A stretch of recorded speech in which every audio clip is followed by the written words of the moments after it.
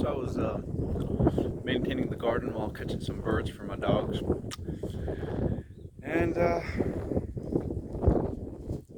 came across a coconut, which I will go to, that was in between two other coconuts that I want to grow. So I'm going to cut down one of the coconuts to stop the roots from competing.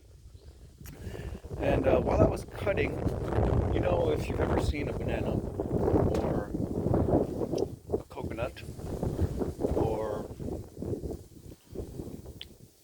yeah, I guess kind of like a bamboo shoot as well, there's a lot of growth in the center. And one of my friends, actually, DJ, he says he has these huge coconut trees that he wants me to climb and cut out the heart. So as I was cutting these coconuts, I eventually got to what I think is the heart of the stem. I'll show you on a small coconut, I would be talking about this part right here. So, you know, I gotta be careful because I'm not fully dressed, shall we say.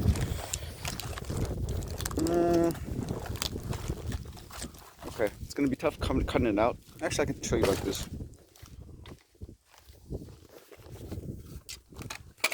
So, natives told me, my friend Henry, that if you cut this, you can eat the center part of that, just like a bamboo shoot, just like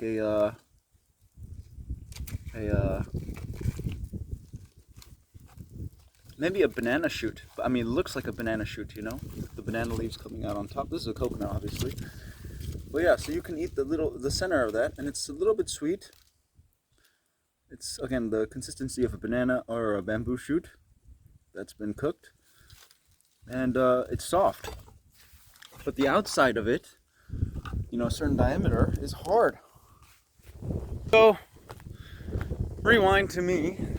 Salsa.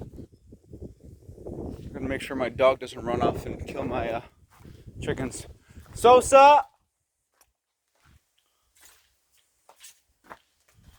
Sosa food! Sosa!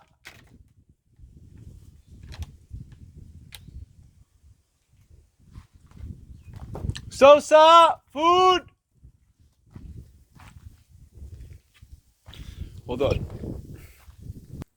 So guess which little mofo was at my chickens? However, she didn't attack yet, so you're in the okay. So we're gonna walk over to that coconut heart. But yeah, it always hurts my heart having to cut a tree or shoot a bird or shoot a rat for the sake of feeding my cats or dogs or for the sake of feeding other trees. But you know, I have a responsibility to the land. I have a responsibility to the animals on the land, and I have to. I admit I don't know the moral boundaries of that, the moral parameters of that precisely, but I do have to take responsibility, and I do have to try, or not try, but do whatever I can so that my animals don't die and survive, have the best chance of surviving. And I've had lots of animals die in my life. So I can already tell that what I'm doing with these two older dogs, I have a puppy. I don't know what the puppy's going to do just yet, but these two older dogs are survivors. They're wild. They're the type of strong animal that I want. I also want strong trees that will survive even if I don't baby them and create a dependent relationship, but have interdependency between my pets and me. So we're crossing a experimental land. There's a bunch of grass here, so I just pressed on some grass and planted some 3-year cocos just to see what happens. We already have some pumpkins popping. Looks like they need water, I think. But again, just experimenting on what's going to work. where what's not going to work. You get the idea. So here we're approaching the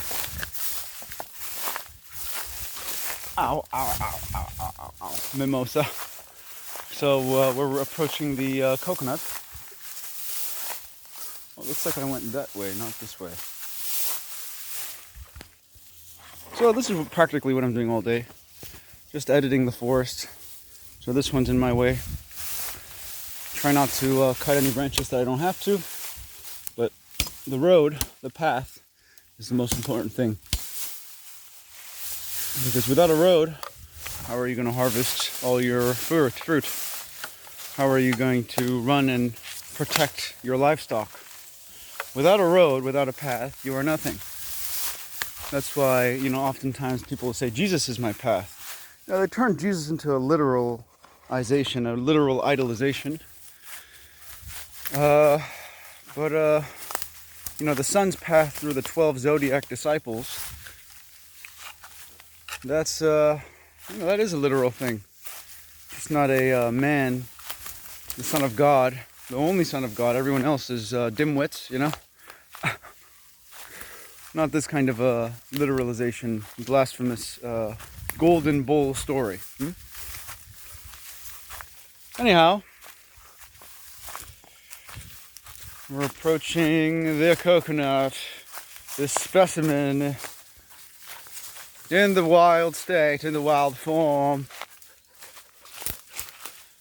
As you can see, it's messy down here. And you can see here what I showed you earlier, but in a supermassive form. So, I don't know if you can see, but this stuff, look, it's bending, it's pliable, it's elastic. And I think this is the too outer portion of it, but it's chewy. It definitely tastes edible. And bamboo shoot has a lot of great properties to it. Antibacterial. All that. So, who knows? Sorry for eating with my mouth full, but this video would be way too long if I didn't. So, I'll show you on the tree. So that piece up came from up there. Now I'm cutting again down here because I want to know to what extent this heart goes. How far down the heart of the coconut, or maybe the head of the coconut, or the head and the heart. So, yep, that looks edible. It just fell. Now that's really sweet and soft. So we're getting into the core.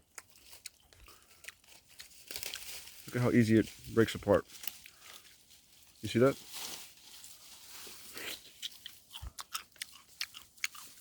It's like a very well cooked radish, but raw. But you see this outer part here.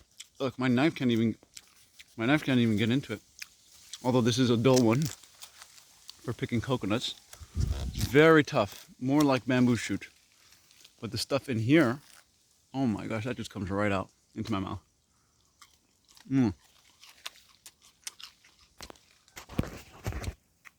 Delicioso. Delicioso. Right there. Even someone with bad teeth could have the core raw. And again, so I can well reason and state my purpose for destroying nature in such a barbaric way. There's a recently starting a fruit coconut right next to this one. It's about 2 meters apart. I do not think that's enough space for a coconut to really thrive. I'd rather plant other things in the middle and share the nutrients, which is why I'll probably make this into a dragon fruit stand, and maybe the one next to it, because the one behind this one and that one down there, that one is fruiting. So these could be dragon fruit stands if I cut all this down to make sunlight. So that's my plan for the dragon fruit. And this is the coconut heart. So, I guess I'll see you in the next one then.